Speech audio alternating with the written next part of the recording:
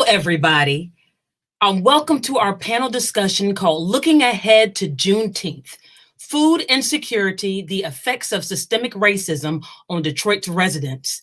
My name is Belicia Charnel Hines, and I am Artistic Director of the Black Theater and Dance Collective and Associate Professor in Theater at our illustrious Wayne State University.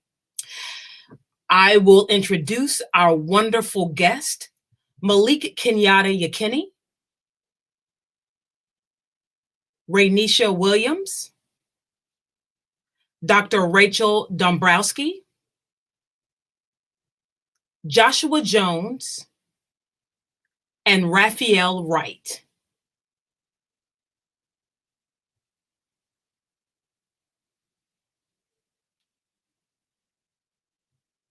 So systemic racism is nothing new to us.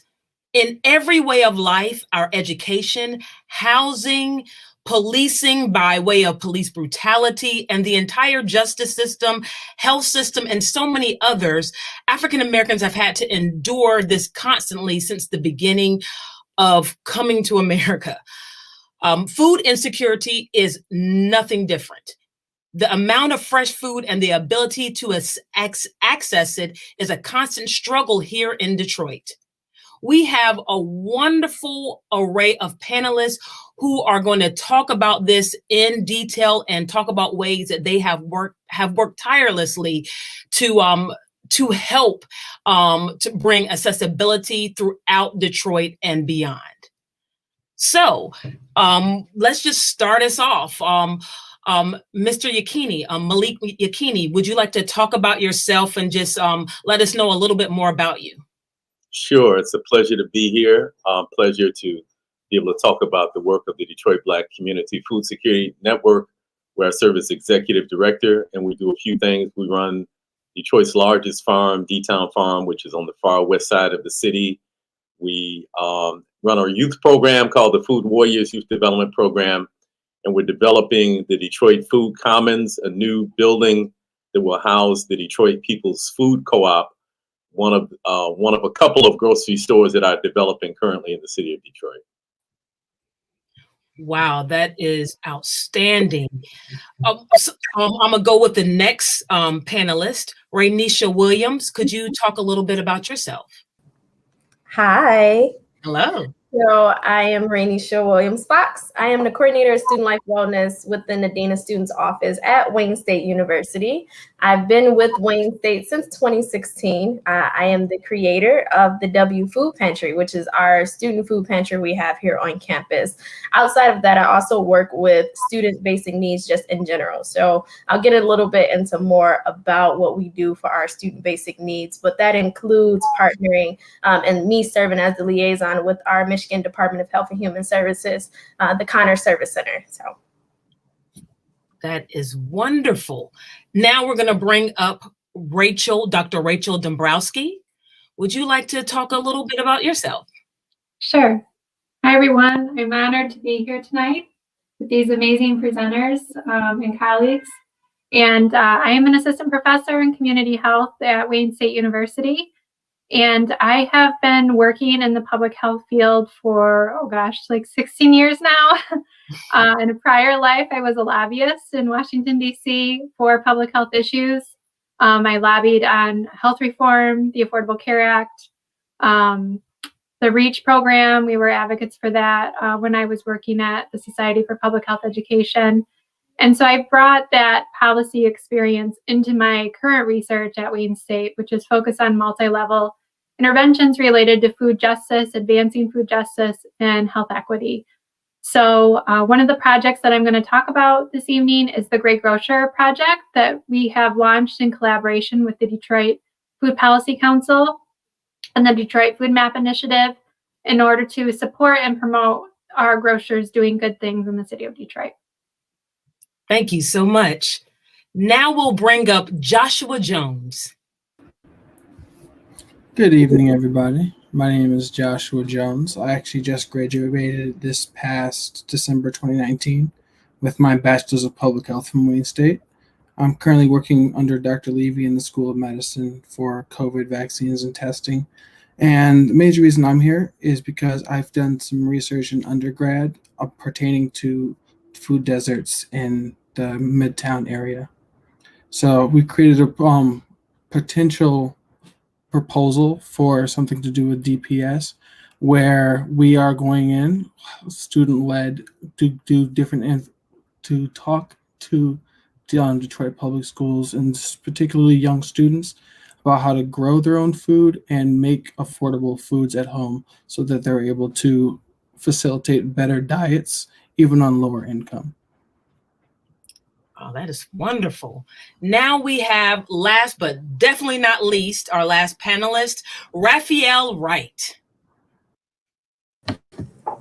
Thank you all for being here, and thank you for inviting me. My name is Raphael Wright. I am the founder of Neighborhood Grocery, which is an equity crowdfunded community partnered grocery store concept coming to the east side of Detroit. We are moving into a former liquor store, but we're partnering with the community to build a store of the neighborhood's likeness, all while growing food on a half-acre farm to battle food insecurity, health, and wealth disparities in the city of Detroit. Wow, that is wonderful. So, oh my God, it's a wealth of knowledge here right on this wonderful panel. So I'm going to just start bringing up the questions, start asking these questions to get right down to the nitty gritty. So the first question is basically for everybody.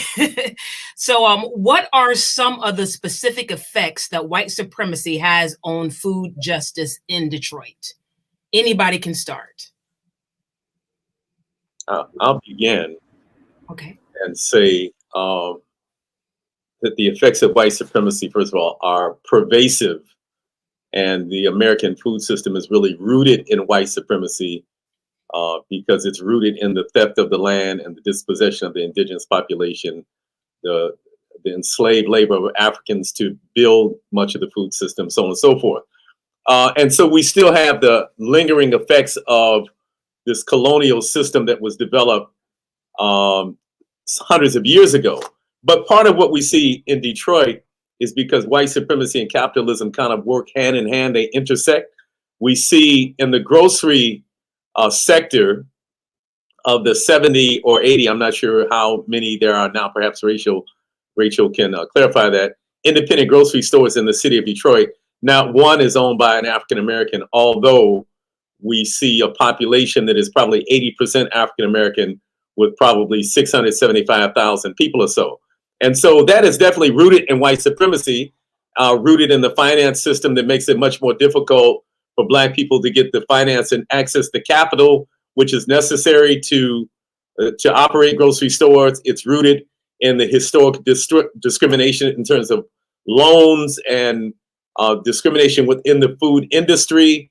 And so, although most of the grocery stores are not owned in Detroit by white people, most of them are owned by Chaldeans. The fact that Chaldeans own them is part of the legacy of white supremacy, which dispossessed and disempowered the Black community so that we don't own our own stores. So that's probably the most obvious level that people interact with on a day-to-day basis when they go to stores in their community. They see an extractive economy operating where the wealth of our community is being stripped out and taken to other places, and we get very little benefit from it. And often, especially in smaller stores, we're not even treated with the basic respect that human beings should be treated with. All right, and to piggyback after Mr. Yukini, exactly, with white supremacy, I think it really affects our community in three major ways, which are health, wealth, and education. And with that being said, I think a lot of the problem can come around, like, because we're put in a position where we have to choose maybe between living quarters and eating healthy food, because if we're just looking at, we'll say, Midtown, downtown is a good example. You have a Whole Foods and you have Plum Hollow a little bit further down. If you're making a certain amount, it's kind of difficult to shop at these kind of places. So if you only have a fixed income, it's very difficult to justify spending $200 at Whole Foods when you have to pay your water bill or your electric bill or some other utility that's necessary. Yeah, and if I can echo or jump in, I'll echo both of those points. Adding to that, there is a social consequence of this white supremacy foundation as it pertains to food security. When good, healthy food was taken out of our communities due to the fact that outsiders own and control the food outlets that are of a healthy variety, so much bad food infiltrated communities as well. And there is health consequences to that. So speaking of the choices of eating something from a fringe food source or convenience store versus a healthier grocery store, you tend to opt to the convenient food, the food that's high in sugar, high in salt, high in all types of other man-made products that does who know what up here. So so much happens in the community, and we tend to look at, oh, well, we got crack babies and all this other stuff. What about the sugar babies? They ate hot Cheetos every day since they were 5 or 6 years old. What types of consequences do we see in the behavior of these types of people and things of that nature? So while echoing those two facts, there are many health consequences that we are living as people of color in cities like Detroit. I would also echo what all of you have said.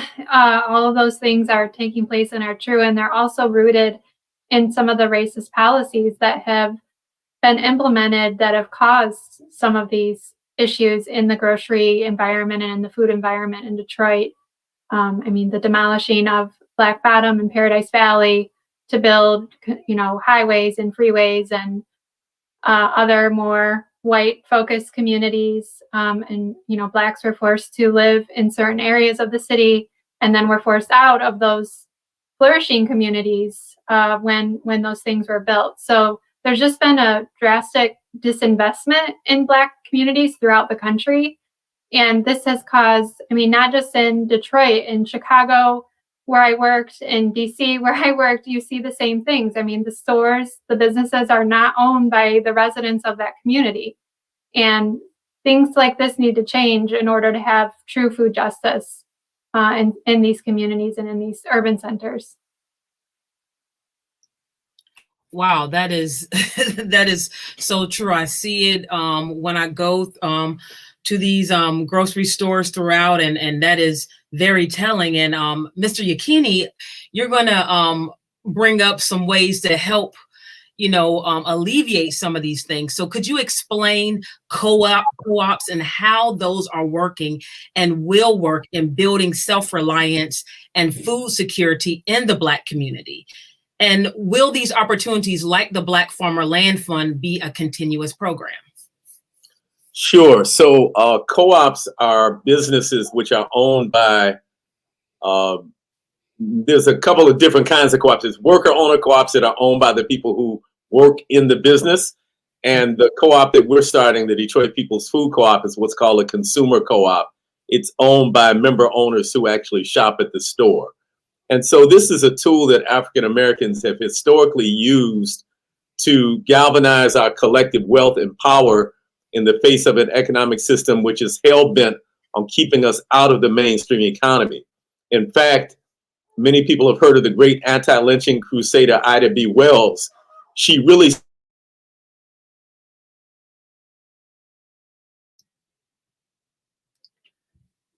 I think maybe, hey, with technology, it messes us up. There was, you froze for a little bit. Yes. So I was saying the great anti-lynching crusader Ida B. Wells started her crusade against lynching after the 3 Black men who operated the People's Grocery in Memphis were lynched. And that was a co-op. And so this has been a tool that we've used historically in order to galvanize our collective wealth. So we're building the Detroit People's Food Co-op. We currently have 1,230 what we call member owners. It costs $200 to become a member owner of the business. It's not like Sam's Club where you buy a membership, which affords you the opportunity to go in the store and spend your money. As a member owner of the Detroit People's Food Co-op, You can run for the board of directors. You can vote for people for the board. In any year the store is profitable, you can get a share of those profits as an owner of the business. And so we think that's an important model that we need to look at and kind of move beyond just this individual ownership model that we often hear about, where one person or two people might own a business. They might do well. Their children go to college, they buy a nice car, but that doesn't necessarily impact the rest of the community. So co-ops give us the opportunity to have broad ownership and to have broad uplifting of people within our community. Wow, that's amazing. And I never really even thought about how the history of it, how it connects all the way to Ida B. Wells and with that history and everything, with anti-lynching and everything. So all of these things with the systemic racism is all connected. And so thank you so much for bringing light to that, and how the Black community have continuously found ways to counter these injustices. So going along to the next question with Dr. Dombrowski, how are grocery stores selected to participate in the Great Grocer Project? And will there be opportunities for stores that were not selected to receive assistance? And then also creating recipes and shelf tags to display with nutritious food is a great way to demystify the ways to prepare such food. So can you give us a little bit more information about that? Sure. So the Great Grocer Project is three major components. One is doing a rating system, creating a rating system of all of the full-service grocery stores in the city of Detroit using a validated measurement tool. And this assessment has been happening in the stores for the last 11 years through the Detroit Food Map Initiative. So we know a little bit about what's in the grocery stores in the city of Detroit, and we're going to continue to collect that information. So every year for the next 3 years, we will be assessing all the stores in the city, including a 2-mile radius outside the city, to determine their food availability, food price, food quality, their customer service. So we have customer surveys that we do with customers within that store, and we're going to assess the customer service of that store, as well as safety. So food safety using the MDARD 3-year average rating of food safety and inspections ratings in that store. And then we also have a community involvement, which is our 5th rating component, which asks the store, are you a participant of the Double Up Food Bucks program, which is a food incentive program for SNAP beneficiaries or food stamp beneficiaries? Are you do you donate to your local community organizations? Do you donate to the schools? Do you donate to the local churches if they come ask? And we've talked to all the communities throughout, the city in all 7 districts, and they will tell us, if those folks, they know, like, don't go to that store because they're not going to give you anything, but this other store, they have donated to us, or so on. So we have a good system for measuring these things. And so the first 25 stores that we're promoting this year was launched early last month. And any store that will be included in future assessments has eligibility to be, promoted. So it's just a matter of what your score is going to be that determines who gets to that top 25. And so those top 25 will be promoted for this year. And then next year we'll see, changes in ratings or so on. So they can get up to 5 carats. No store has 5 carats right now. A lot of them are lacking on price. So it is more expensive to do business in the city of Detroit, again, because of racist policies around insurance rates and property tax and other things. But we're going to try to hopefully address some of those things through this initiative over the next 3 years. And then each year we will promote those 25 stores. We have training opportunities for the store owners and store staff to be well versed in customer service and to work with their community members. The Detroit Food Policy Council has fellows that will be working directly with the stores that are associated with neighborhood organizations within each of the 7 districts. So this year, fellows are working from the Joyce Southfield Development Corporation and from the Church of the Messiah. So those are where our 2 fellows are working directly with their stores in their neighborhoods for this year, and we'll continue to grow that program throughout the next 3 years. So we want to improve those relationships. That's the second component, and working with those fellows and improving customer service that the stores give to their neighborhood residents, as well as encouraging more residents of the neighborhood to be employees of that store. I mean, the last thing you want to do is check out with a cashier that looks nothing like you, and or get meat from a butcher that looks nothing like you. And you want to, if you were in your neighborhood store, you want to feel like you're in your neighborhood store. So those are some of the things that we're going to try to encourage with some of these store owners in the community. And the third piece is a healthy food marketing initiative that we'll be doing in 10 of the stores over the 3 years. So probably about 5 and 5, we'll divide that up. And that's really going to take the corner store approach, which I don't think this has ever been done in large grocery stores. So this is going to be interesting. But we're going to take that corner store approach of price, placement, promotion, and marketing of healthy foods and doing it in a large scale grocery store. So it could be things like rearranging some of their aisles so that, healthy, more processed food, I guess you would say, we should avoid those aisles in the grocery store, but some of those healthier processed foods could be moved to near the produce aisle, for example, or near things so that we have like a healthy aisle designated in some of these stores. Or maybe it's doing pop-ups within aisles of unhealthy items to show that, hey, here's a healthy item you can make a switch with instead. And we want to create those recipes and the marketing components in collaboration with our community partner organizations. So yeah, that is really great. It's very hard to change this stuff. Like when the system has already been created, it's very hard to come and combat it and change it. But I see that you all are just tirelessly continuing to combat it and really giving power to the community, and that's really what it's about. The next question, Mr. Wright. You are the founder of the only Black-owned grocery store in Detroit. Yes. Please discuss, not like great that you're the only one, but it is great that you have founded one. Please discuss your plans to expand the neighborhood grocery on the East Side. Yes. Neighborhood grocery is a concept that's built on replication. Equity crowdfunding is a relatively new concept that mirrors a co-op model where regular people, so to speak, or I speak of people don't have a high net worth, could participate in the development. They can invest in a small business and be a part of the A to Z of it. And that's going to be the blood pumping neighborhood grocery throughout the East Side or the West Side, or wherever we're welcome as a company.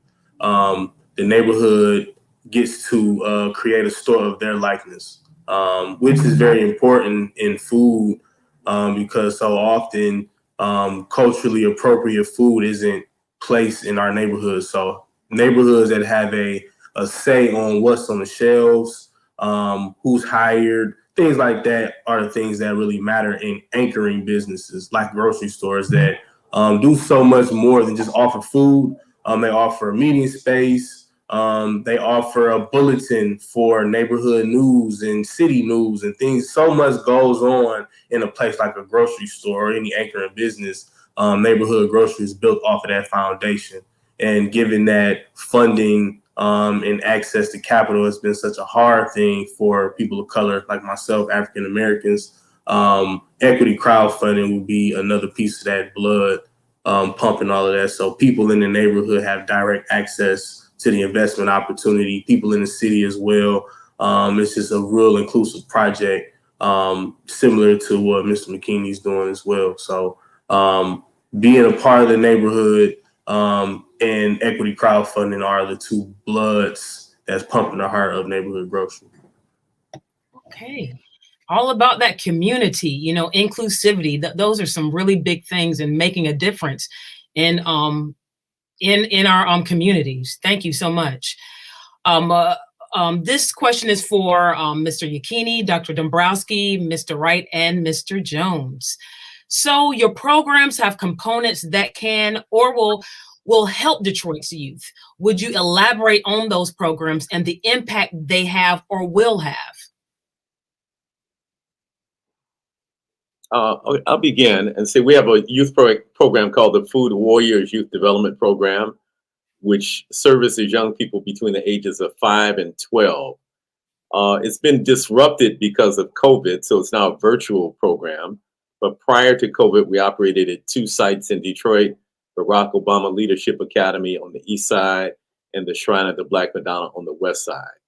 At both sites, we maintain gardens and we teach the children how to build raised bed gardens, how to grow those plants, how to harvest the plants, how to prepare them in healthy ways, how to be food justice advocates in their own community. And everything that we do from an African-centered perspective. We think it's not just enough that our children learn about the food system, but they also have to kind of figure out where they fit into their own historical and cultural continuum. In fact, Black people as a whole in America have this dilemma of figuring out kind of where we fit in and rejecting this notion of looking at the world through Eurocentric eyes. So the program is now virtual, as I mentioned. It meets on Saturday mornings, and people who are interested in their children participating can contact our office via our website, which is www.dbcfsn.org. Yes, it is displayed up here. Great, thank you so much.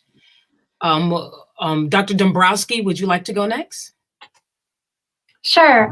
So we have a lot of youth components integrated through our partners in the Detroit Grocery Coalition, who co-created the Great Grocer Project. And so there's a youth advisory group that will help to lead our efforts through the Detroit Food Policy Council. There's the Food Ambassadors Program, Eastern Market, which we hope to get some of those youth engaged in tasting stations and doing some of the things within the grocery stores for promotion. And we also have the Community Health Pipeline Project, which is an initiative of our Center for Health and Community Impact at Wayne State that engages high school youth throughout the city of Detroit in food justice and food advocacy within their communities. And so they'll be doing another round of that this summer.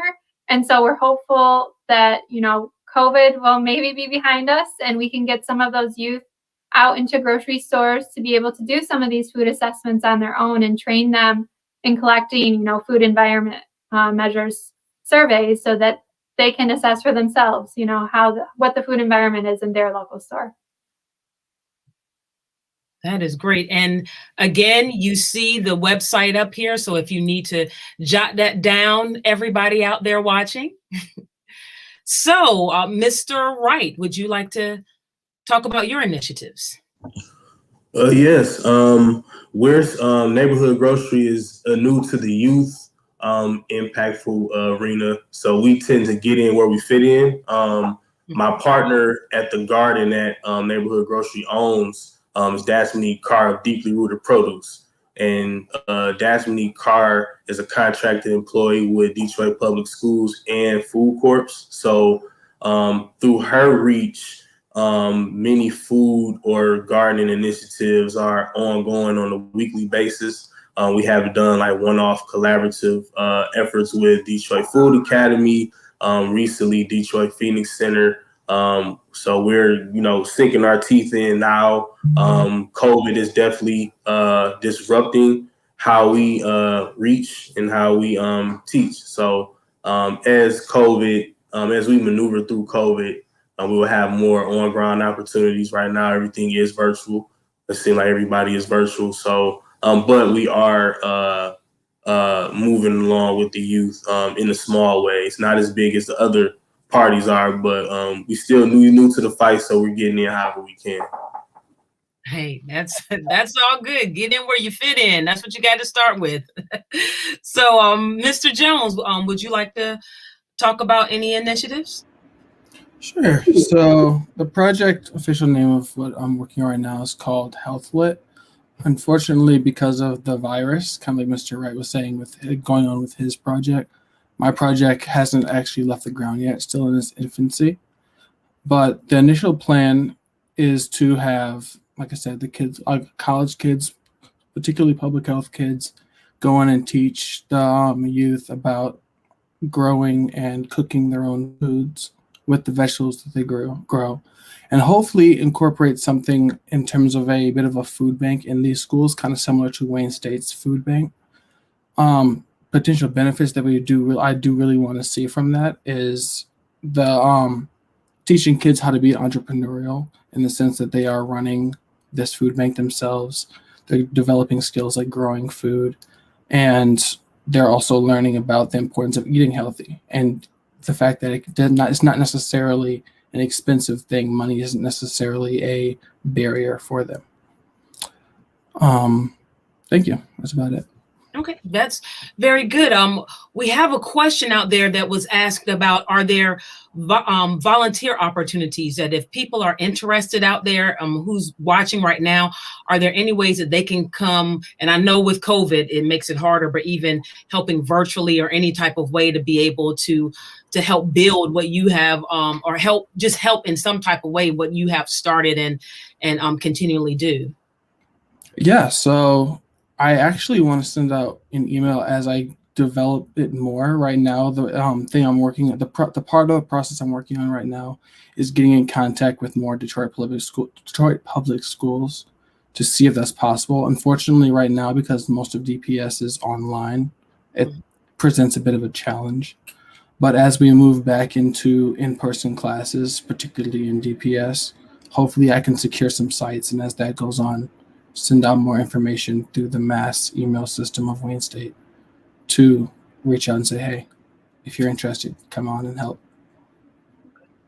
Great. Anyone else? Are there any other volunteer opportunities? Yes. So at D-Town Farm, we have weekly volunteer opportunities on Saturdays and Sundays from 8 a.m. until noon. But because of COVID, we don't allow drop-ins. You now have to register in advance. And so the same website that I gave earlier, www.dbcfsn, is where people can go. And there's a tab for D-Town Farm, and that will tell you how to volunteer. And in fact, it has the forms that you need to fill out. Also for the Detroit People's Food Co-op, because it is a community-based effort, and I mentioned we have 1,230 members, once you become a member, you're able to participate on one of the committees that's moving the work forward. And so we have two really important committees that are moving the work forward now. One is the Store Operations Committee, and that is developing policies, developing the product line, all of the intricacies about running the grocery store. That committee is spearheading, along with various consultants that we have. And then we also have the Membership and Outreach Committee, which is focused on bringing more people into the co-op. So we need lots of help on both of those committees. But again, being a member owner is a prerequisite to participating in the Detroit People's Food Co-op. Okay, great. Thank you. Anyone else? Yes, we are always taking volunteers to help us, especially with the data assessments. So if you're a Wayne State student, you can email me and find out what I do have some paid opportunities as well for Wayne State students to be able to be data collectors on the initiative.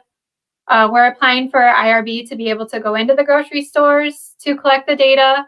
We do stay 6 feet away. We have PPE for all of our staff to wear when they're in the store. So it's very safe. And most of our team is fully vaccinated. So hopefully, some of the students will be now too, that they just announced the vaccinations are available for everyone on campus. And also, if you wanted to volunteer for any of the committees, so we have our Detroit Grocery Coalition. We meet monthly. And it's led by the Detroit Food Policy Council. So you can email me too for that, and I can forward you on to folks at, thank you. I can forward your information on to folks at DFPC. And they also have several committees within their organization. They have a research and policy committee, and they have an education committee that you can also volunteer for to work with Detroit Food Policy Council. That is great. Thank you so much. We have a question for Renisha. So hopefully she'll pop up in a second. And there you are. Oh, yeah. So how many of our Wayne State students are in dire need of food assistance? And how does the W Food Pantry help educate and provide food security for our students? Okay, so our 75% of students, and this comes from the College and University Food Bank Alliance, 75% of college students who are food insecure do receive financial aid. And so when you look at that number compared to Wayne State, we are fairly close to, we have a large number of students receiving financial aid, in particular receiving a Pell Grant, which makes them a part of that population that would be deemed as food insecure. As far as the W and how we educate and how we provide for our students, originally starting in 2017, we started just from the McGregor grant back in 2016 that Wayne State got. And one aspect of the grant was that food insecurity was really big at Wayne State. And how could we help students? We had learned that, some advisors had snacks and food in their offices that were helping students. We had learned of other different ways that, kind of siloed opportunities for students to get access to food. And so when we really looked at it, we're like, with the help of many partners, in particular, some really heavy hitters around campus, one thing that college food pantries struggle with is finding space. And I think pretty much any business struggle with finding adequate space to be able to serve the population in which they want to serve. And so we were fortunate enough to get a storefront right in the center of campus on one of the most busiest sidewalks or alleyways at Wayne State. And so we have been able to serve over about 2,000. With COVID, the numbers decreased, and I'll get into that. But we've been able to serve over 2,000 students, and we've given out over 20,000 pounds of food just within these short couple years that we've been open. So we provide perishables and non-perishables. Thanks to the Community Foundation, Southeast Michigan, we were able to purchase a refrigerator, a commercial grade A refrigerator and freezer. So we were able to go above and beyond in what we originally were doing when we first opened, which was just non-perishable food items. Looking at that, though, when you look at a student, if they're struggling with food, they're also struggling with other insecurities. And so we've seen that students were struggling with housing. We've seen that students were struggling with transportation, even feminine hygiene products. As a lady here, I know how much it costs. And you know what I'm saying? If you're already deciding whether you should buy your textbooks or buy food, that's a problem. And so we've expanded our services from not just food, but to also incorporate feminine hygiene, toiletries. Like I said, we have the refrigeration and the freezer system going. We also do transportation assistance. So with the partnership with economic development, the Office of Economic Development, we have 31-day DART passes that covers SMART, DDOT, and when it's up and running again, the Q line, for students to go ahead and be able to get to campus and around the city, whether it's to work, whether it's to the library, whatever it may be, for free. And so we've been able to do all of these things completely donation funded. We run solely off donations of food and donations of monetary donations, I should say. We also, with the pandemic, we've seen that there was a need for technology assistance. A lot of students were not able to enroll in classes or be successful in classes because they did not have proper Wi-Fi, or they're sharing a Wi-Fi with 4 other people in their house, whether they're working or school-age kids. And so we were able to get some Chromebooks, get hotspots, get microphones, webcams, the full range technology assistance for our students. And so those are some of the ways in which we're providing for food insecurity, but we're really looking at the whole student, because at Wayne State here, we're really focused on student success. As far as education, I've developed a leadership team for the W. And so It ranges from students who are all volunteers. It's students who are engineering students. You have students who are public health students, and I have students who have gone off to medical school. So a very wide array of majors and backgrounds that I have on this leadership team. One particular role that I have is an important partnership for me because it's with our nutrition and food science program. We have a nutrition and food science student, and we recently just added a dietitian on to our team to be able to help us create menus. So we looked at, we can give students food, but now we're looking at food waste. How are you going to prepare the food? So if you live in a dorm, right, I can't really give you a full turkey and expect you to cook it in a dorm. So how can we make, a Thanksgiving meal, dorm or college fun or college, how can you prep that as a college student? How can you prep this food that you can get at the W? And that's where the nutrition and food science students have come in. They've developed a menu. So we operate on a menu-based system. So students come in, they get options, they check off what they want. And then from that menu, the nutrition and food science students have developed recipes to complement the menu. So now we're not only giving you the food, but we're also telling you different ways that you can prepare the food. And so those are some of the ways in which we've gone about educating. When we, pre-pandemic, we did tables in the student center.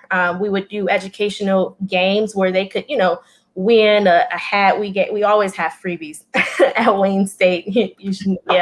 We always have freebies at Wayne. So we would table in the student center or, at festival, at any large event or wherever we could, we would get out there to spread awareness about food insecurity, but educate about nutrition in the sense and healthy eating and healthy living. Another way that we've educated our campus community is to break down the stigma. A lot of college students don't ask for help, or they wait to the very last minute to ask for help. And so with us being a storefront, one of the concerns in the initial planning was that, do you think that students won't come? Well, at the W, you don't know why someone is going in the W. They could be a volunteer. They could be my team member. It could be me. So you're just going in and out. And so you don't know if a student is a client, you don't know if they're a volunteer. And so we've been able to break down that stigma. A lot of volunteers too. We have a ton of volunteers at the pantry, but because of COVID and the shift to remote, I've completely cut out the volunteering process, hopefully bringing it back in the fall, hopefully.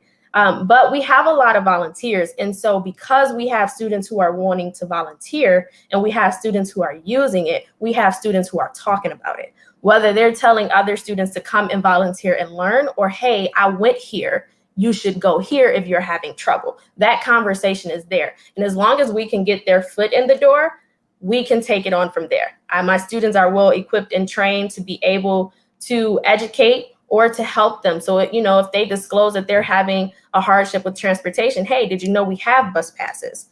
If you need help with SNAP assistance, our partnership with the Michigan Department of Health and Human Services, we have an actual caseworker from the Connor Service Center just for Wayne State students. And so I am trained and able to fill out a SNAP benefit application, as well as the other state emergency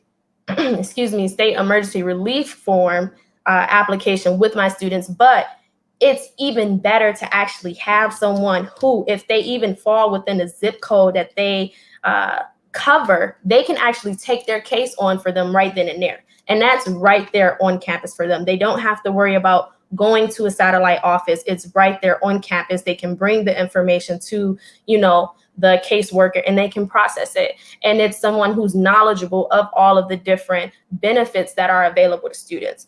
And so those are some of the ways in which we provide and educate our students at Wayne State, and even alumni, because we do get community members and alumni to come and volunteer. And we've had some community members at Wayne State who may not be actual students, but we do serve and refer. So we will still serve you and refer you to, we have a nice little pamphlet of all of the different food pantries and areas in which you can get food assistance within a 1 to 2 mile radius of Wayne State, of the W Food Pantry.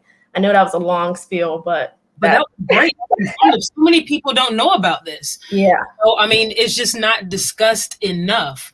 How can people donate to the food pantry?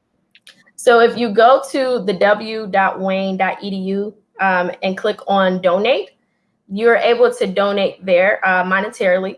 In the event you'd like to donate food, right now we are asking that you email the w@wayne.edu just so we are able to coordinate with social distancing and have COVID compliance. And but if you are near Wayne State and you just have food or you want to donate, you can find all the information you need, the w.wayne.edu/donate. Okay, great. Thank you so much. So we have some questions out there from our audience. In the event there are challenges to accessing community gardening initiatives for youth, are there any initiatives that feature hydroponics as an option? Hydroponics as an option, I'm sorry. Maybe I'll address that. I don't fully understand the question. There's lots of community gardens around the city and lots of ways to access those gardens. So I'm not sure what challenges people might be having with that, but I'm sure that those challenges could be overcome. There's all kind of folks who are assisting gardeners and assisting communities with connecting with the gardeners. And if people are having that challenge, if they can reach out to me, I'd be glad to do what I can do to help facilitate ease at youth being able to access those community gardens. But I'll say this in terms of hydroponics, and for those who might not be aware, hydroponics is the growing of plants without the use of soil in a liquid-based medium. Usually there's something just to hold the roots in place, and then there's a pumping system that pumps nutrients via water so that the roots can access it via the water.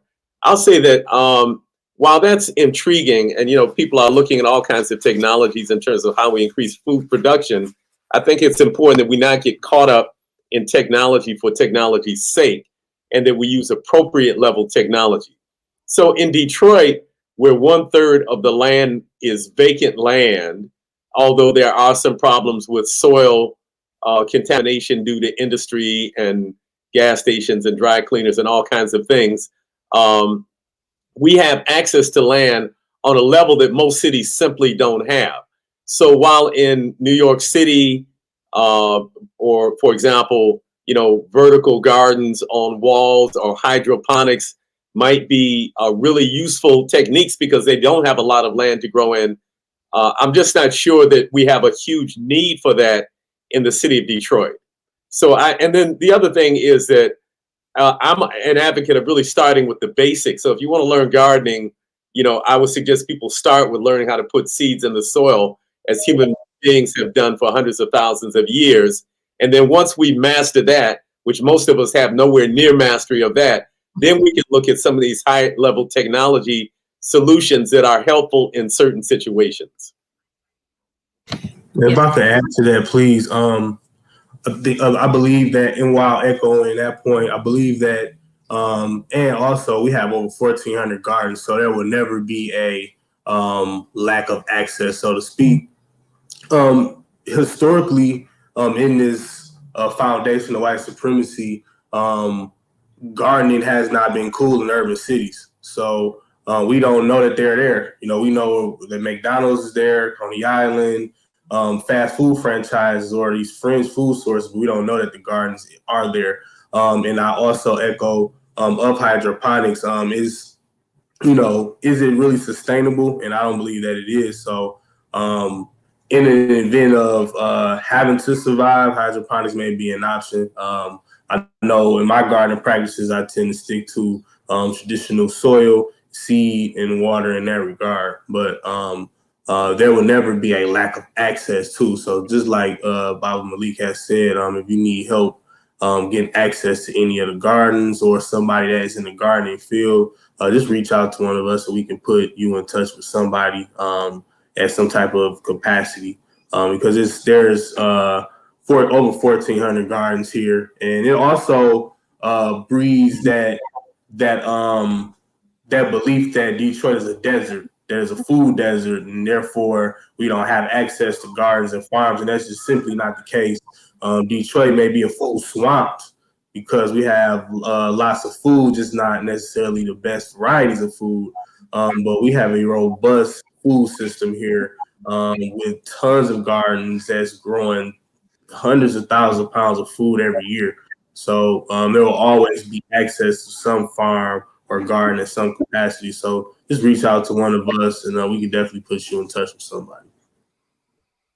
I'd also like to add, I'm working with the Alliance for Youth Good Food, which is a collaborative of all of the youth-focused gardening, nutrition education, anything related with youth and food in the city. And we're trying to get a more streamlined process going with all of these partners and working with Detroit Public Schools Community District. Nutrition Support Services staff sit on our steering committee. And the school district alone has over 80 gardens in their schools. So I'm sure there's a way to connect to your school garden if you haven't already, because they have quite a few in their school district. There's only about 100 schools in the district, and they got 80% of them covered with gardens. They also have a farm within the school district called Drew Farms.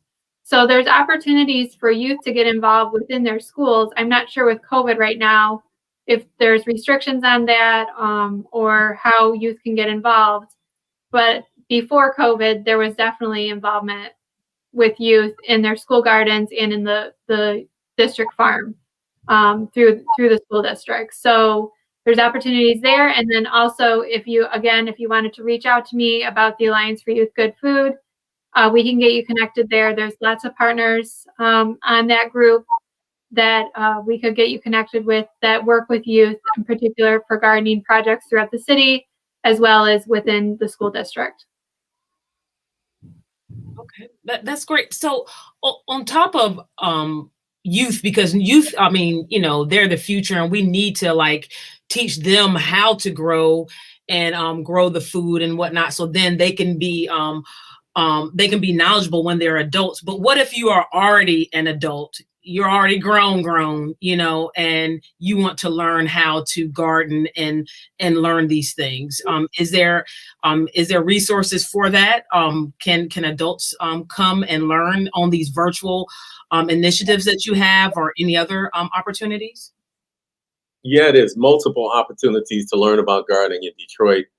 First, I want to lift up one of our sister organizations, Keep Growing Detroit, which operates the Garden Resource Program, which is the umbrella for those 1,400 gardens that Raphael was just talking about. And actually, I just want to update that information a little bit and say this year there's 1,700 gardens. Oh, wow. We've seen a huge increase in the last year and a half or so because of COVID and because of people seeing the fragility of the current food system. So I would say go there first. Keep Growing Detroit has a robust educational program. The Garden Resource Program is very inexpensive to join. It gives you access to seeds, topsoil, and a variety of educational programs. And then finally, I'll say that our organization, the Detroit Black Community Food Security Network, has a series of 8 tutorial videos on our YouTube site that are for beginning gardeners on how to get started with some of the basics of gardening. And there's many other resources available. Okay, thank you. Anyone else? All right. We have another question here. Are the professionals in gardening individuals that were already in the community, or are the professionals in gardening individuals that were already in the community, or do they come from outside backgrounds? That's a good question. Since I don't see anybody jumping, I'll speak. So there's gardening in Detroit is not a one-size-fits-all proposition. And people do this work for different reasons. Our organization, you could say that we're like Black Power farmers, right? We see our work as like connected to the revolution, just to be truthful with you, and we're trying to dismantle capitalism and white supremacy and establish Black food sovereignty and Black self-determination. Now, clearly, everybody else doing gardening in Detroit is not on that same page. Some people are on that page. Some people do it just because they like being outside and it's a good, wholesome activity. Some people do it because they're trying to increase greater food access. And so, there's a variety of motivations that people have. And I would suggest that people examine why they're interested in gardening. And so given that, frankly, we have some gentrifiers who are in Detroit because land in Detroit is relatively cheap compared to other areas. So there's lots of white folks who moved to Detroit to do gardening. Some of them are doing what I would consider to be a good job in terms of their relationship with the community, and some are doing a piss poor job in terms of their relationship with the community. And so, but there also is this long-standing tradition within Detroit's majority African American community of gardening that goes back many generations. And I don't want to give that whole history, but I'll say in the more recent time period under Mayor Coleman Young, there was the Farm a Lot program where the city promoted gardening through a city program that offered, against, similar to the Garden Resource Program, seeds, topsoil, tool banks, transplants, to help gardeners in the city establish gardens on vacant lots. So there's a variety. We see both those who are trying to establish Black self-determination and overturn the current system of oppression, and we have those who are straight up gentrifiers, and we have all kinds of things in between. All right. So a third question, are any of the panelists aware of any collaborative efforts where fast food owners promote the location of community gardens near their establishments? That's interesting. I got approached by a local McDonald's.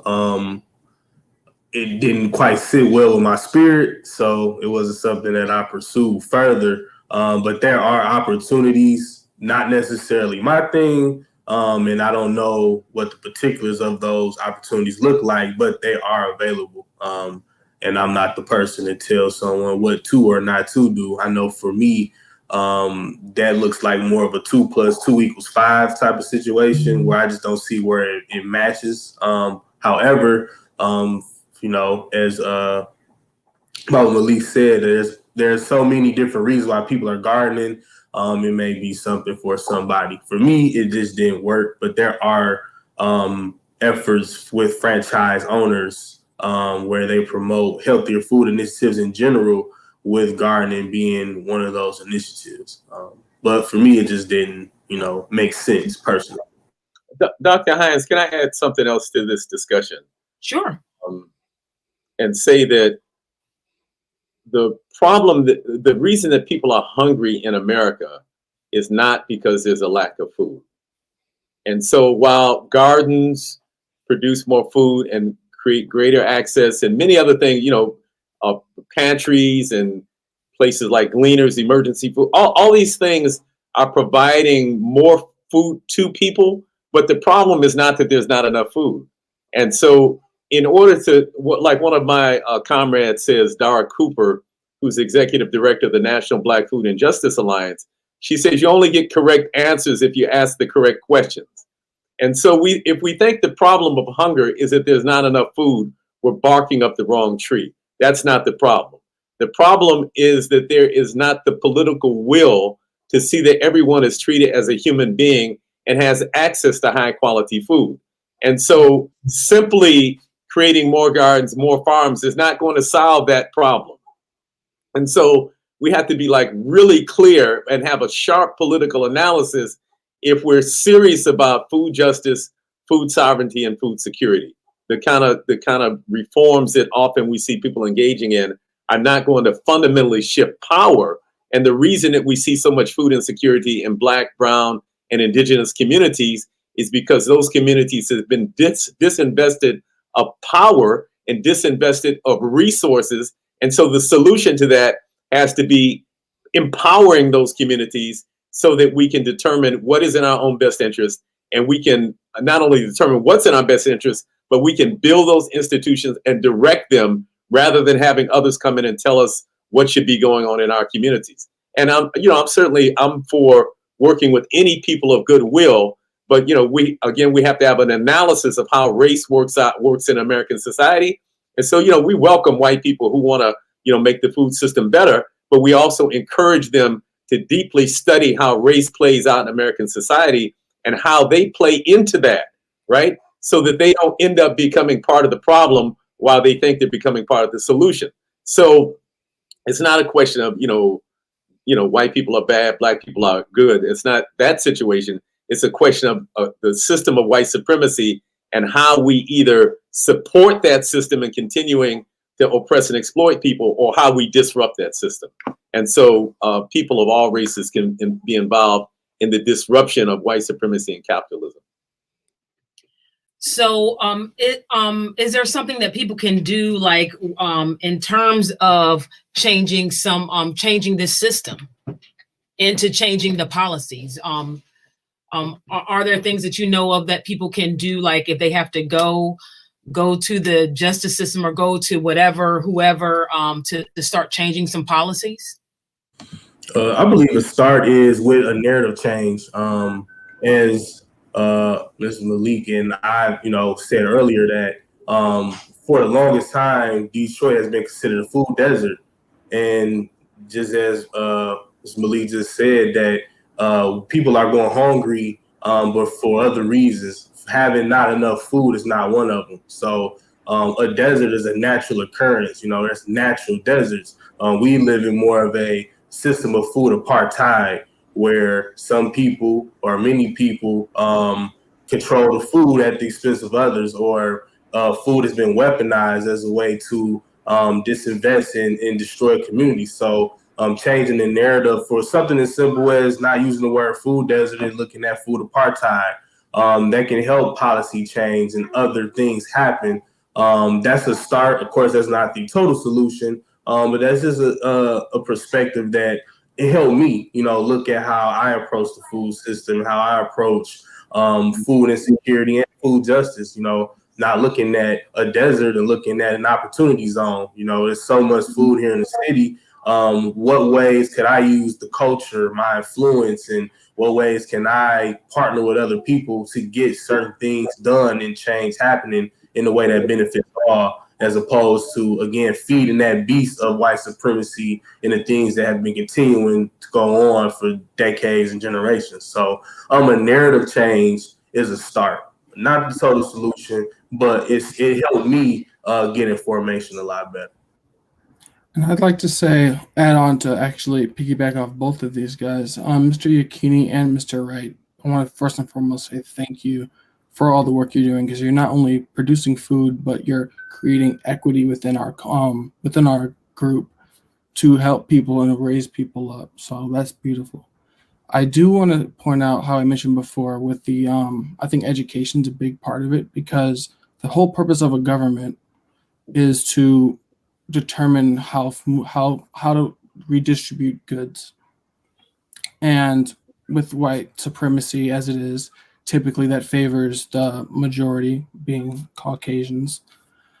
Though I think one of the big things we can do to push things forward and to change things is doing things like the lobbying, like the petitions, like the more government policy related work that we tend to not do because of barriers such as education. It's very difficult for someone who is raised on a certain income, or for a certain income, to go to med school or go to law school or get into positions where they can make those changes, which is why it's so important that we do focus and, I guess, to focus on education. Did I articulate that properly? I'm sorry, my head's kind of going a million miles a minute. Oh, that makes total sense. And also it's, I see some of it is the type of food, like in the public schools that, instead of having, I'm not saying that there is in the DPS system, but I know where I'm originally from, North Carolina, that they had, vending machines where it's a whole bunch of Cheetos and soda and stuff, so it's, yeah, the food is there, but it's crap, and so why don't you change it and have, the right food, because that food could be there. It's just that they're choosing to give, especially the marginalized communities, a whole bunch of sodas and sugary foods, and that, and so people don't even. I've had students who didn't know what a pineapple was, or just basic fruits, because they didn't know that was even there. Just even awareness, because they just grew up with just all of that, the sugary foods. So, yeah, go ahead. I'm sorry. Sorry, Dr. Hanks, I didn't mean to interrupt you. I was going to say that's a perfect segue to what I was going to mention, in that vote. You need to vote, and you need to advocate with your elected officials. We have a senator who is the lead of the Agricultural Committee in the Senate, and they are about to reauthorize the Child Nutrition Act, which says what's in every single school meal and school breakfast across this country. So we need to make sure that those nutrition standards that were put in place in 2010, which actually helped uplift nutrition equality of even the lowest income students across the country, that stays, and that we don't have salt and other items creeping back into our school meal program. I would also say we need to hold our elected officials accountable. Like, they shouldn't be accepting money from large corporations that disenfranchise our food system. The Cargills of the world, the folks that are doing a lot of the food processing with corn products, they need to be held accountable. There's a great organization that just started in DC called Feed the Truth. And they are working on highlighting some of those corporations and the funding they give to policymakers, and trying to kind of shine a light on those issues, because there really isn't an organization doing that right now, besides the Yale Rudd Center for Food Policy and maybe Center for Science in the Public Interest in DC. Those are the two organizations, and they've mainly focused on sugary drink policies and things like sugary drink taxes. I mean, that's a policy that we could advocate through to our state legislature, because they created a preemptive law that said cities and counties could not create a soda tax, for example, or a sugary food tax. Our state legislature passed that a couple years ago in the blink of an eye. I mean, it just happened, and no one was able to advocate against it or anything. And so we're finding in some of these cities that have these policies, they actually raise quite a bit of money that then can go back into programs like what Mr. Yacchini is working on, or grocery stores like Mr. Wright is working on. We could provide funding by raising taxes on sugary drinks, for example, in the city of Detroit. But we're not able to create a policy like that because of the state legislature. So these are things that we need to get involved in our civic advocacy. And if you care about something, you got to talk to your policymakers about it, because if they don't know that you care about it, then they're not going to be concerned with it. So I want to add a bit more to this conversation, and just say that just like in the civil rights movement in the 1960s, we had various perspectives on how you make this change. And so, the traditional civil rights movement kind of, appealed to the good graces of people in power and tried to get them to change so that, the society was a better society. And then in about 1966, it morphed into the Black Power movement, where people were saying, forget all this asking other people to do stuff, and let's like bust the door down and let's build power for ourselves so we can, determine for ourselves what's going to happen. So, clearly, I'm in favor of everything I heard Rachel just say. Yes, we should vote. Yes, we should advocate, to the government and all that. I just want to add another element to that and say that in addition to that, we have to accept our own agency, right? Because I don't believe that Black freedom is going to come based on what the United States government does or does not do. It's going to come as a result of Black people making a determination that we want to be sovereign and pushing and creating that sovereignty. And so I just want to, add that other element to the policy discussion that typically, and this is my opinion, this is not the opinion of the organization I represent, that I think most politicians are opportunists, with few exceptions. There are some who are sincere, who are really trying to help the community. My experience has been most politicians are opportunists, and they bend in the direction of the most pressure. And so you have to have a populace which is educated, informed, and mobilized in order, as Rachel just said, to hold politicians accountable. Without an organized, mobilized, conscious populace, then you really have no opportunity to hold the policymakers accountable. And then finally, I'll just lift up that there is the HEAL Alliance, and they have a website, HEAL, which is a broad coalition which has been working on for some time on policy, and lots of folks are focused on federal policy. There's also some efforts growing out of the Union for Concerned Scientists to look at how to create a more equitable farm bill, which is this huge, kind of overarching bill with many components that kind of shapes the farm system. And so there are efforts to do that. And in addition to those, we need to be building our own sense of agency within our own communities and doing as much as we can for ourselves while we're still putting some energy into trying to get the government to behave in a responsible manner. So I want to ask, in terms of what do you guys see as, I guess, a distinction between now and, I'm sure we're all aware of, like, Black Wall Street, how early 1920s we had a independent city, completely African Americans fresh out of slavery. We had our own independent city, its own independent economy, and it was burned down because it was perceived as a threat. So while I completely agree with the idea of agency and the idea of independence and building our own, what do you see as a determinant now that's different, that's going to make it more sustainable or more, I guess, permanent of a thing within our community? Because as long as, I'm sorry. I want to bring Renisha in for her to come back in so then she can be a part of the conversation too. So yes. So yeah, continue your question. So what do you see as a thing that's different now? Because with people who have certain viewpoints in power currently, the same thing could happen again without that political point as well, such as voting or lobbying or actually physically getting into a position where you can make or affect political change yourself. Well, the argument could be waged for any position. I could flip that argument around and say to you, well, Black people have been advocating for voting and for getting the government to act responsibly, and we're still at the bottom of the barrel, and the disparity has increased. So we can use that same argument the other way. I think history is a valuable guide, but it doesn't necessarily dictate what's going to happen in the future. And so one of the things that we have is the benefit of studying history and trying to learn the lessons from the past, so that as we're doing movement building, that we're incorporating whatever safeguards we can put in to try to avoid those things. But the reality is that historically, when Black people have stood up for self-determination, we've been attacked. And it wasn't, it happened in Tulsa, but it happened in 1985 in Philadelphia, where they dropped the bomb on MOVE. It happened, it happened with political prisoners who are still in prison.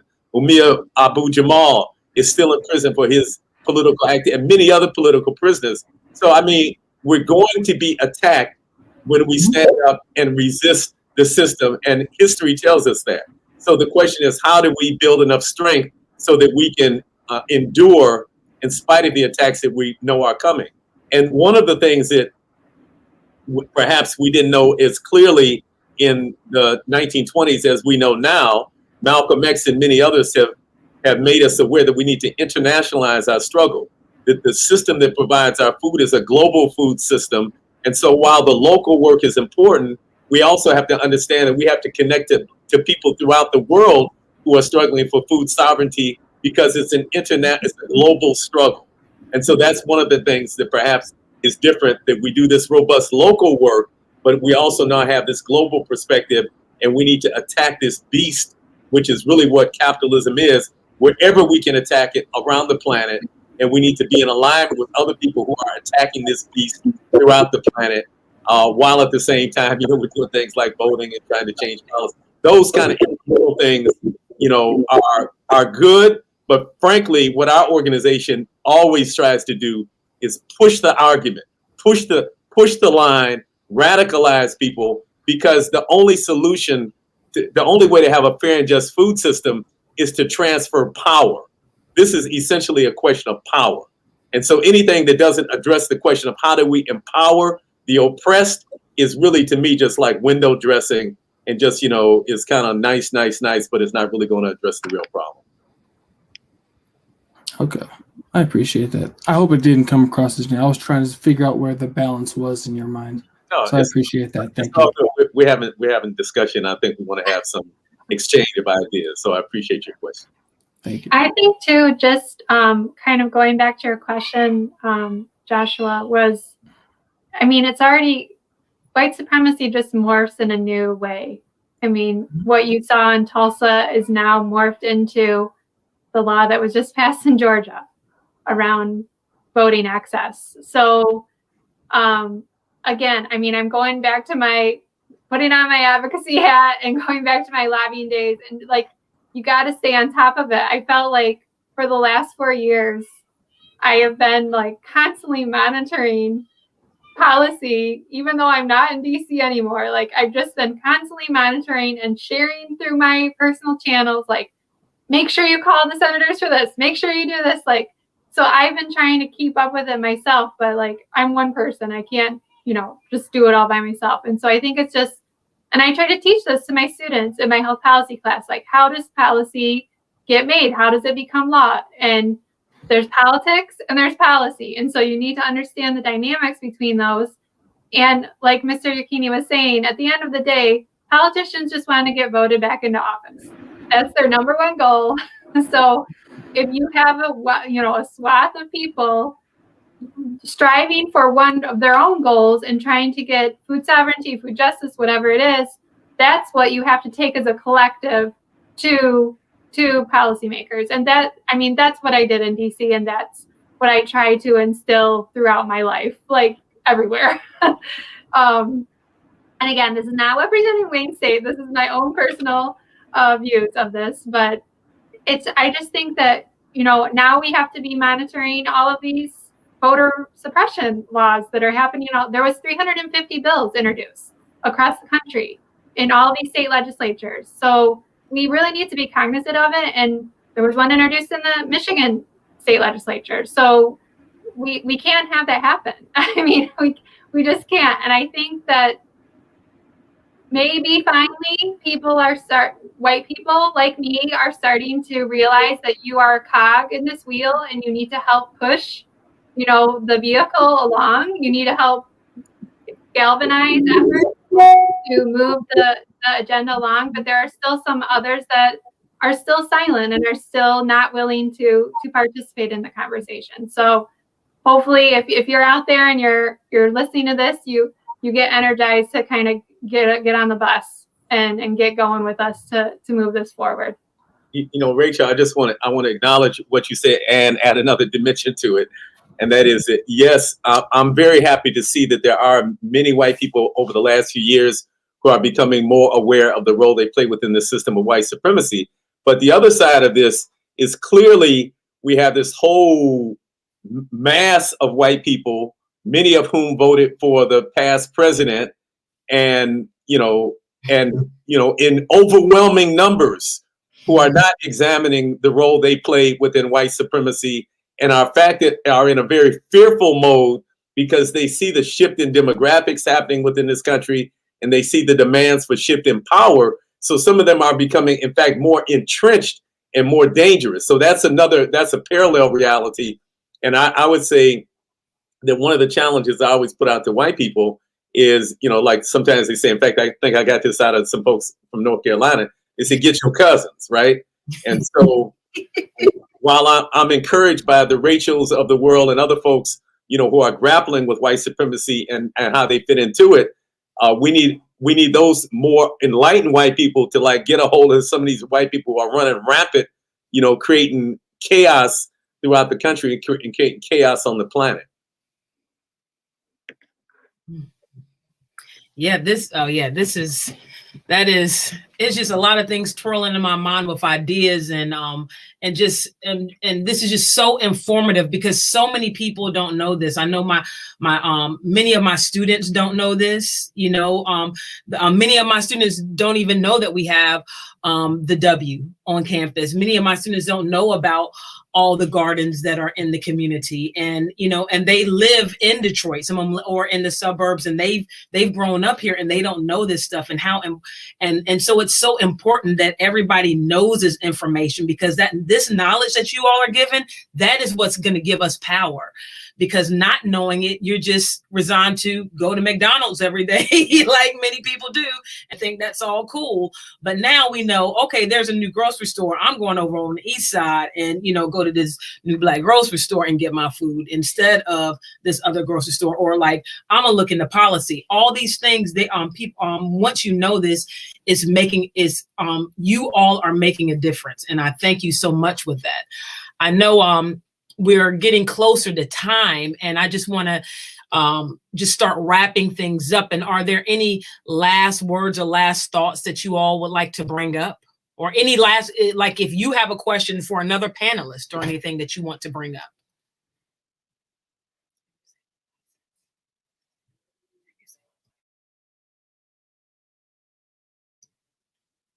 So, okay.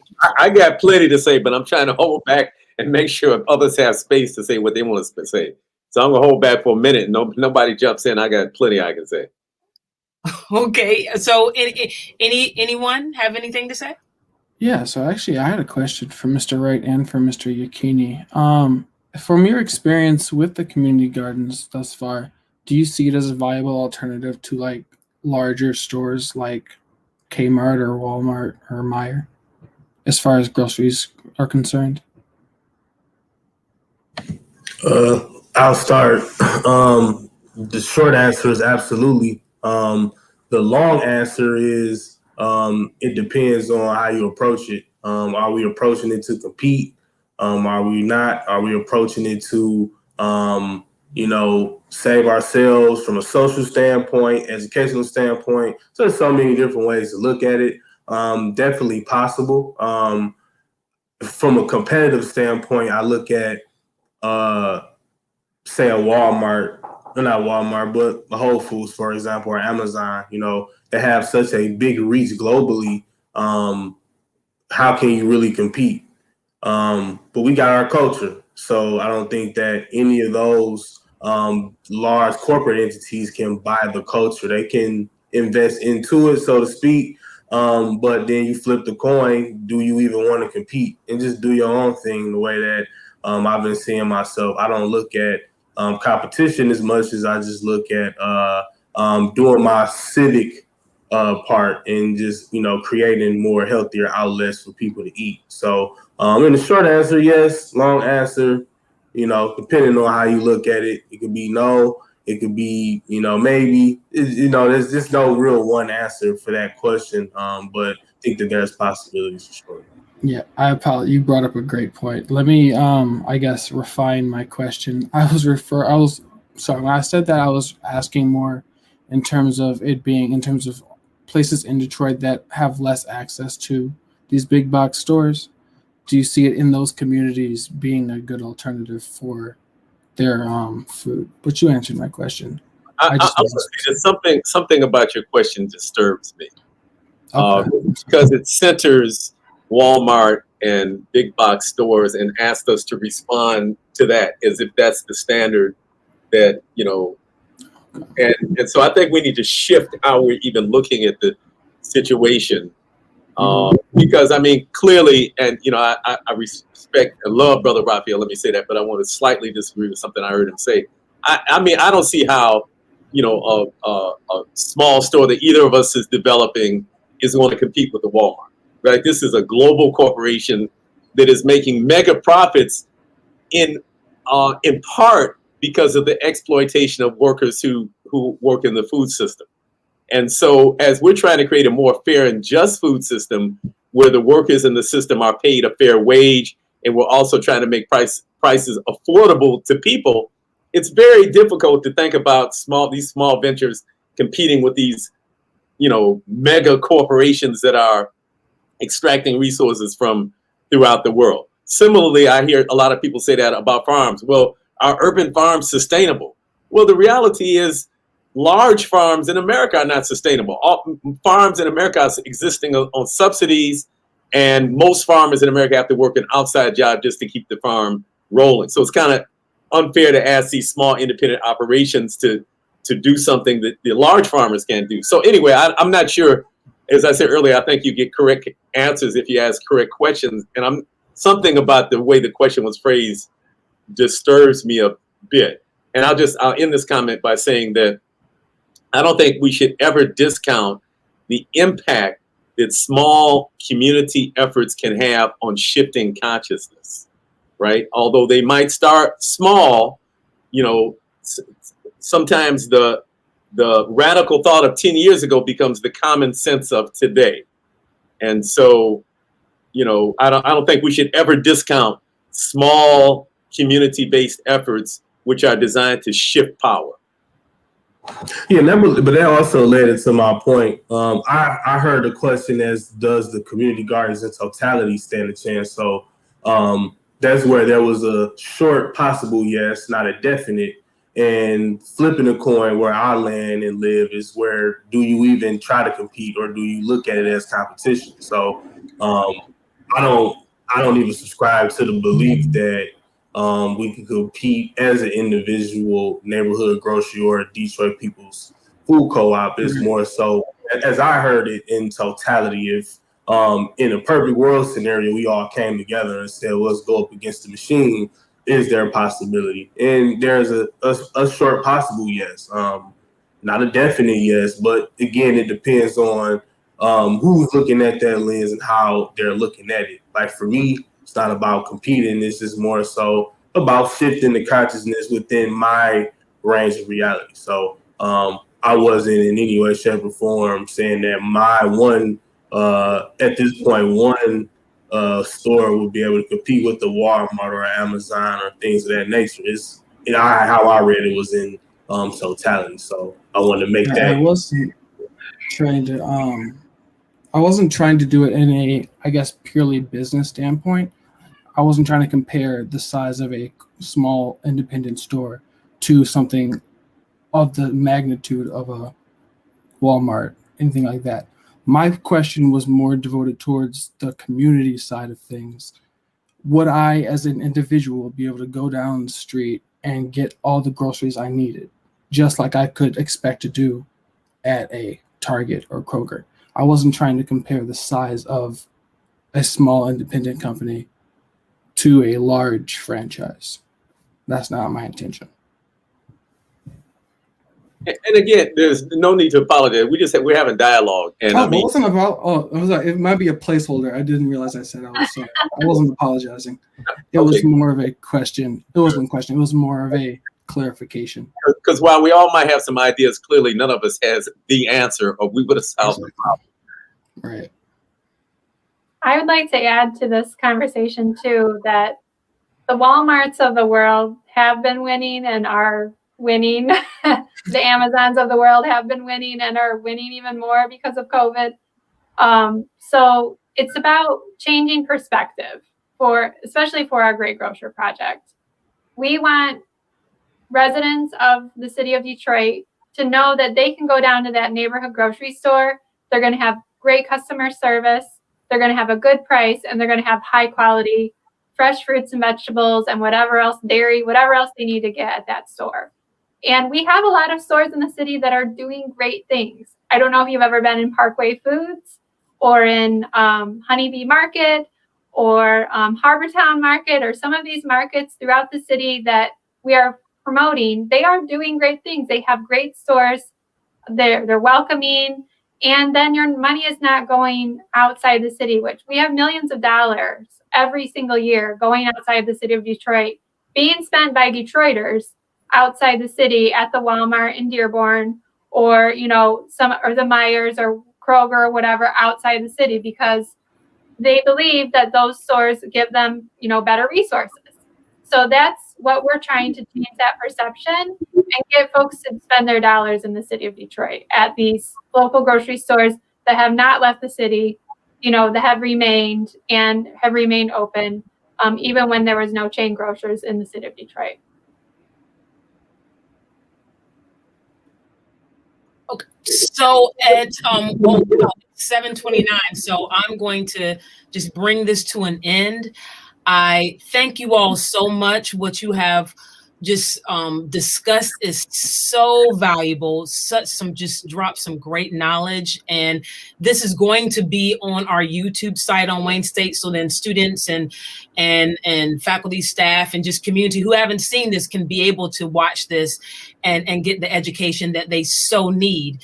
And just bringing this up, everybody out there, that this is part of our Juneteenth celebration. So I'm a part of the Juneteenth committee, and we're planning a huge celebration during the week of Juneteenth. And so being informed, that is one of our goals within the Juneteenth committee, is to be able to get more informed about what's going on in the community in respect to the African American community and our needs. And this is one of them, about food justice. And so please continue watching us on our Facebook, Twitter, Instagram, TikTok, and at WSU Juneteenth for more information and ongoing information about what's going to happen during our week of celebration, and also what all of these, what all the panelists are doing out in their community, because we will be posting a lot of things about this information. So then you can go donate or volunteer your time and everything. So again, thank you so much, our panelists. You have, it's just gold to me. Thank you so much. I'm gonna, like my students who are not watching this, I'm gonna say, I'm gonna send it to them and say, watch it now. You need to know this. So again, thank you so much. And thank you all out there for watching us. And I hope you have a wonderful night.